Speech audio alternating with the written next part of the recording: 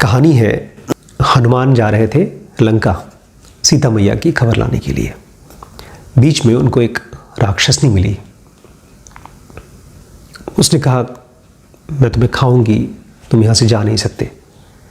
तो हनुमान ने अपना आकार बढ़ाया।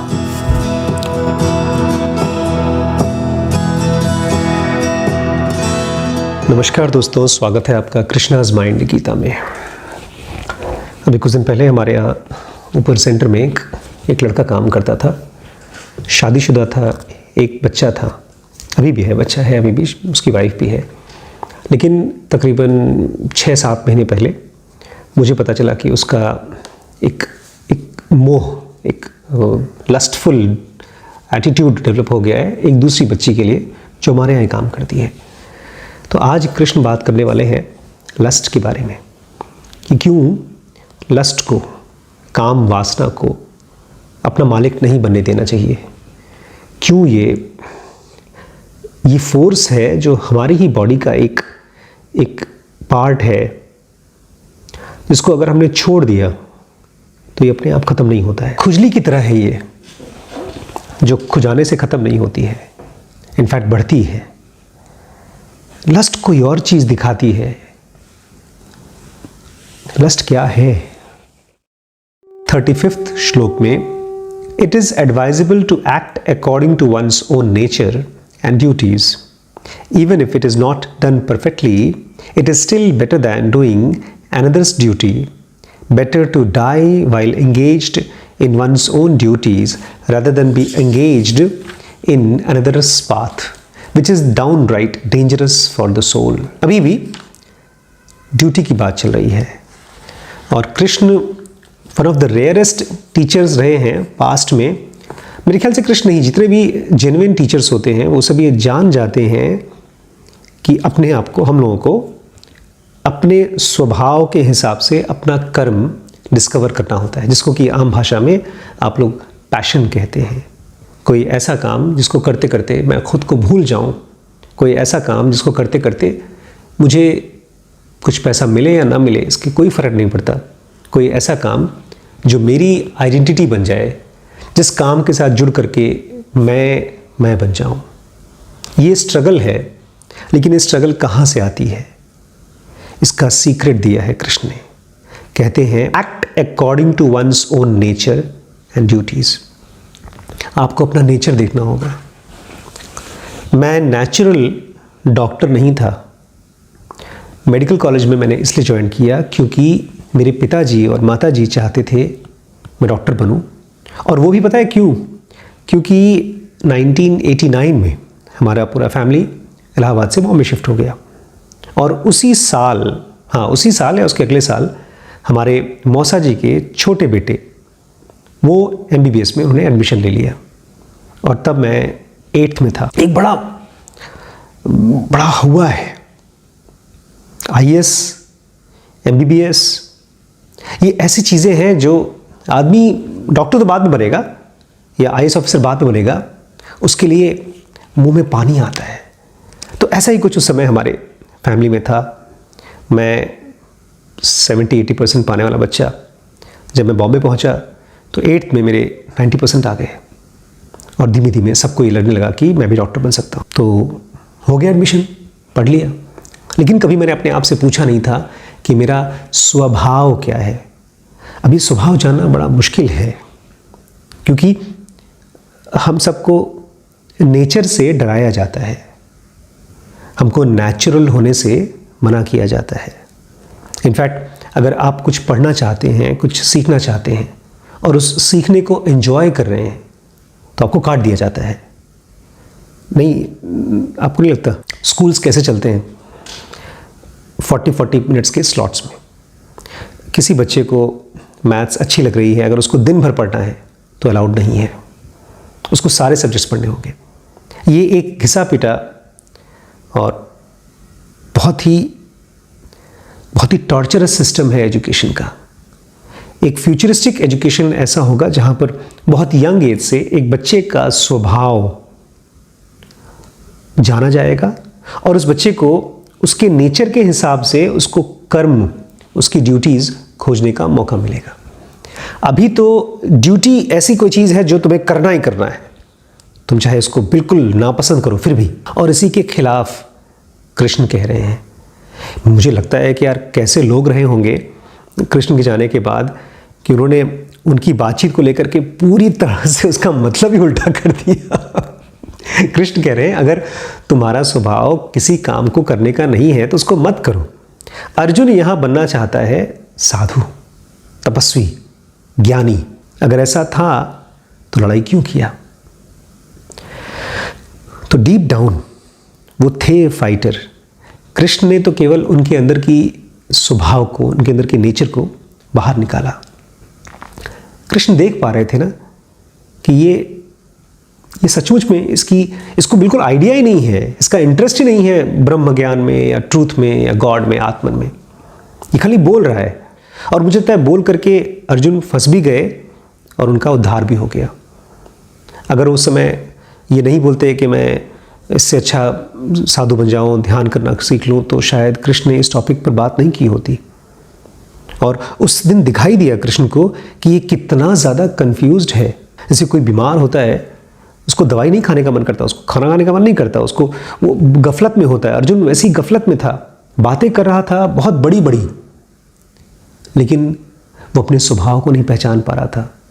उसके लिए बैठ करके डीप मेडिटेशन करना एक इम्पॉसिबिलिटी थी, उसका नेचर नहीं था। ठीक ऐसे जैसे कि बहुत से लोग बहुत सी नौकरियां करते हैं और उसमें बिना शराब पिए, बिना नशे में हुए, बिना अपने आप को खोए, बिना टॉर्चर किए उस काम को नहीं कर पाते। ऐसे आपके आसपास कितने लोग होंगे। कोई गवर्नमेंट जॉब कर रहा है, कोई प्राइवेट जॉब कर रहा है, लेकिन उस काम को हेट कर रहा है। और वो हेट इसलिए कर रहा है क्योंकि उसका स्वभाव नहीं है। प्लीज़ समझिए इस चीज़ को।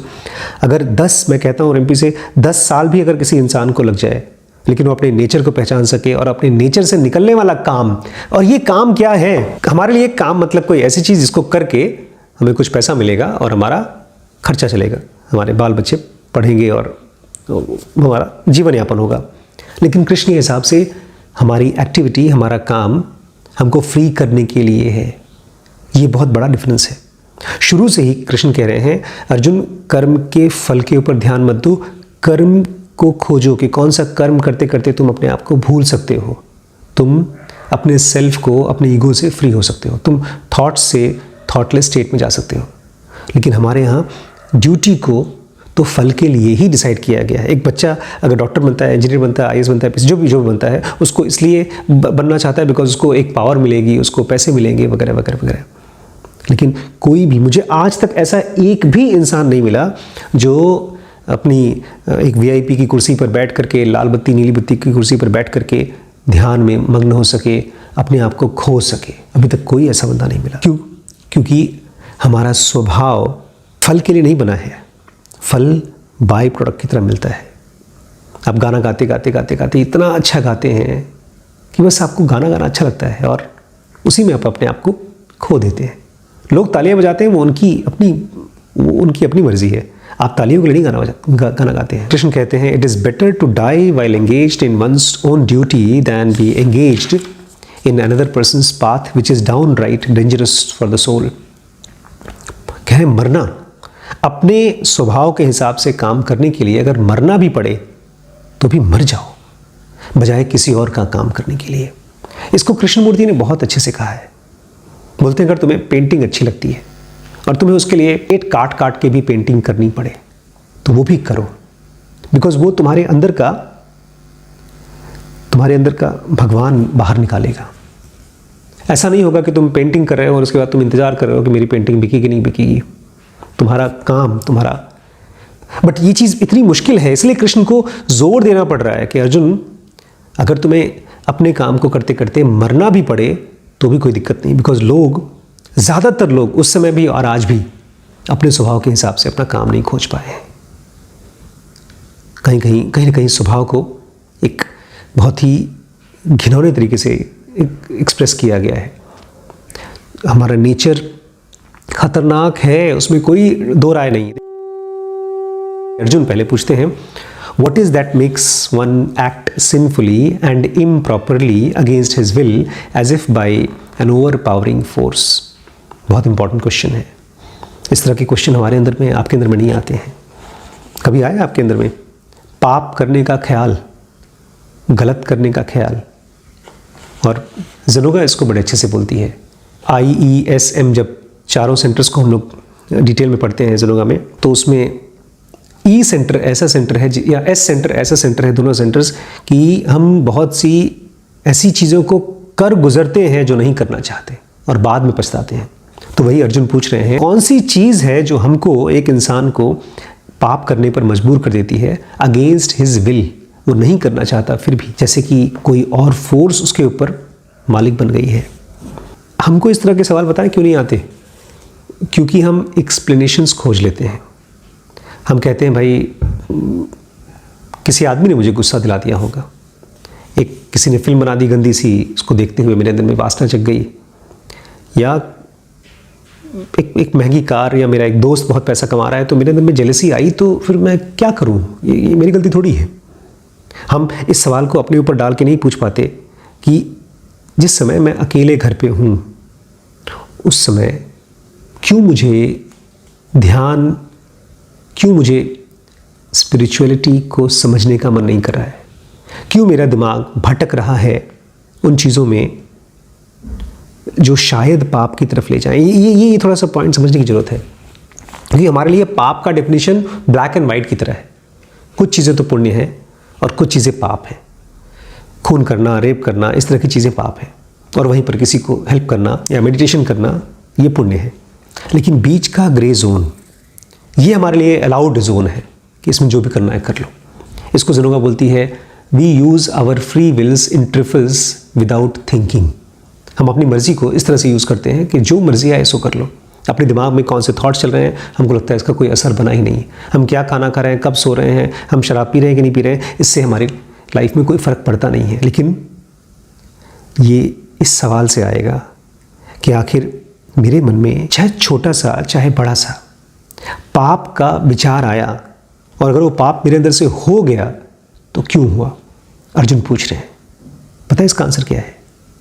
गेस करिए आपके हिसाब से। थोड़ा सा रुकिए अभी, पॉज करके। अगर आपके मन में कभी भी कोई थॉट आया कि मुझे ये अच्छा काम करना है या ये बुरे काम को छोड़ना है, मुझे एक अच्छी हैबिट बनानी है, तो क्यों नहीं हो पाता?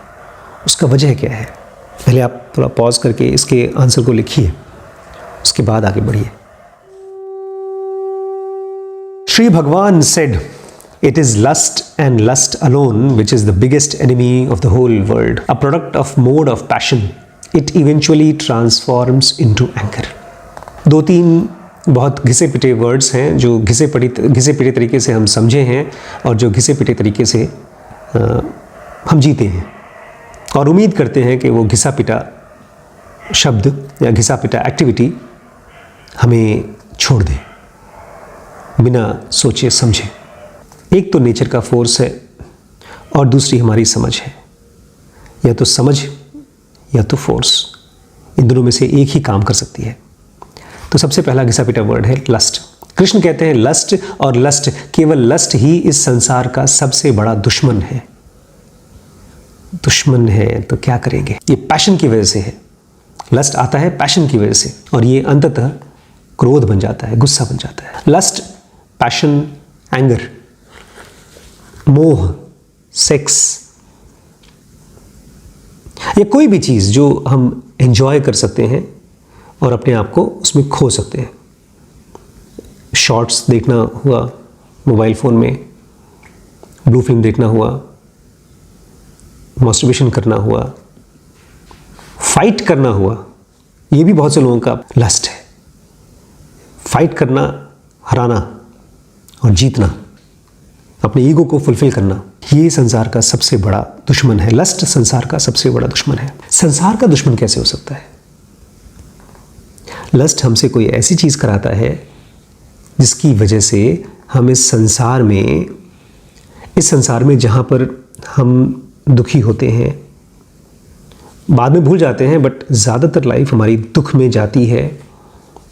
इस संसार में जहाँ पर हम अपने आप को कंस्ट्रेन्ड फील करते हैं, हम चाहते हैं कुछ बड़ा काम करें, सक्सेसफुल हो नहीं पाते, वो भी लस्ट की वजह से ही है, क्योंकि हम अपने आप को उन चीज़ों में खोने को तैयार हैं जो सेंशुअल लगे। अभी हम लोग WBX की सीरीज़ बना रहे थे और CEOs की हैबिट में एक हैबिट ये बताई गई है कि जो इंसान अपने आप को डिसिप्लिन कर सके टाइम वेस्ट से, चाहे वो ट्विटर पे बार बार फीड्स देखना या इंस्टाग्राम पे फ़ोटोज़ देखना या फेसबुक पे टाइम पास करना, इस तरह की बहुत सी हैबिट्स हैं जो बड़ी बड़ी कंपनीज़ के फाउंडर्स जो बिलियनियर बनने वाले हैं वो लोग नहीं करते। तो इवन पैसा कमाने के लिए भी आपको लस्ट को ओवरकम करना होता है, क्योंकि लस्ट धीरे धीरे आपको उस ऑब्जेक्ट के साथ जोड़ करके खर्च कर देता है, और जब आप खर्च हो जाते हैं तब तो थक जाते हैं, और अगर नहीं कर पाते तो वो विषाद बनता है, क्रोध बनता है। क्रोधी आदमी समझदार नहीं होता। 38 श्लोक में कृष्ण कह रहे हैं, excessive desire can cover mind's clarity just as a smoke covers fire, dust covers mirror and womb covers a foetus. अब डिजायर पूरी तरह से खतरनाक या गंदा है ऐसा नहीं है। अगर डिजायर की मात्रा, उसकी इंटेंसिटी, उसकी फ्रीक्वेंसी कम होती जाए तो बहुत अच्छी बात है, लेकिन एक्सेसिव किसी भी चीज़ का एक्सेस होना वो क्या करता है, कृष्ण के हिसाब से माइंड की क्लैरिटी को कवर कर देता है। हम लोग जनों का में इसको बोलते हैं आपका ई सेंटर और एस सेंटर आपके आई सेंटर को डोमिनेट कर देता है, पता वता नहीं चलता। मुझे आज भी, मैं बहुत बार रिपीट कर चुका हूँ, इनफैक्ट अब तो हमेशा ऐसे ही होता है, जैसे ही मेरा आई सेंटर कंट्रोल में आता है, कब्जे में आता है ई सेंटर के, इमोशन के या सेंशुअलिटी के, मुझे खट से पता चल जाता है। ये वही मोमेंट है जो कृष्ण से अर्जुन पूछ रहे हैं कि एक बताइए कृष्ण, ऐसा क्यों होता है कि एक इंसान नहीं चाहते हुए भी पाप कर बैठता है? वो इसलिए बिकॉज उसी का अपनी बुद्धि, उसी के अपने इमोशंस के कब्जे में आ जाता है। उसी को कृष्ण कह रहे हैं माइंड की क्लैरिटी है क्या। आज पतंजलि योग सूत्र में पढ़ रहे थे हम लोग, बेसिक अविद्या ये है कि हम उस चीज़ को जो परमानेंट है रिप्लेस कर देते हैं इम्परमानेंट चीज़ से। एक तरह से हम ओरिजिनल की जगह डुप्लीकेट मान ले आते हैं। आत्मन ओरिजिनल है और हमारा बॉडी डुप्लीकेट है, लेकिन हम इस बॉडी को ही रियल मानते हैं। ये लंबी कहानी है, बट ये क्यों हम ऐसा मानते हैं, क्योंकि हमारे इमोशंस और हमारी सेंशुअलिटी हमारी बुद्धि को ढक देती है, कवर कर देती है। ये ठीक ऐसे कवर करती है जैसे आग को धुआं कवर करता है, शीशे को धूल कवर करता है, और बच्चे को माँ का गर्भ कवर करता है।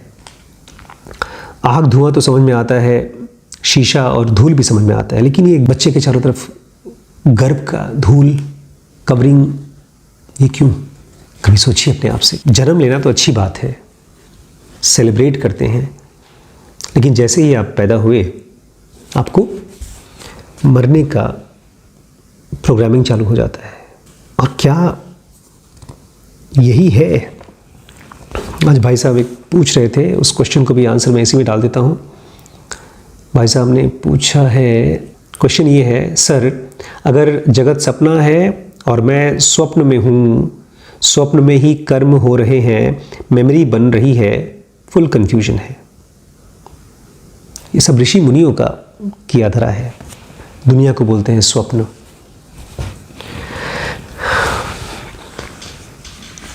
पता नहीं कहाँ से लस्ट को खराब बोल रहे हैं कृष्ण। खराब है क्या?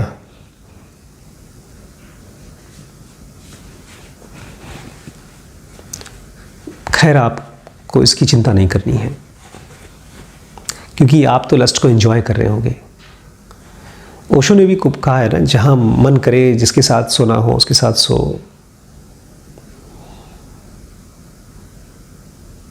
लेकिन लस्ट हमारे लिए ऐसे है जैसे कि एक गहरा पानी या नदी, बहुत तेज से बहने वाली नदी, और उसमें हम डूब जाते हैं, निकल नहीं पाते। अपनी लाइफ में कुछ भी करना हो मीनिंगफुल, कुछ भी कायदे का करना हो, तो तैरना आना चाहिए। इमोशंस और सेंशुअलिटी ये बहुत तेज बहने वाली बाढ़ है। बुद्धि को बढ़ना होगा, इंटेलिजेंस को बहुत बढ़ना होगा। कहानी है, हनुमान जा रहे थे लंका सीता मैया की खबर लाने के लिए। बीच में उनको एक राक्षसनी मिली। उसने कहा मैं तुम्हें खाऊंगी, तुम यहाँ से जा नहीं सकते। तो हनुमान ने अपना आकार बढ़ाया। उस आई थिंक सुरसा नाम था उस राक्षसनी का।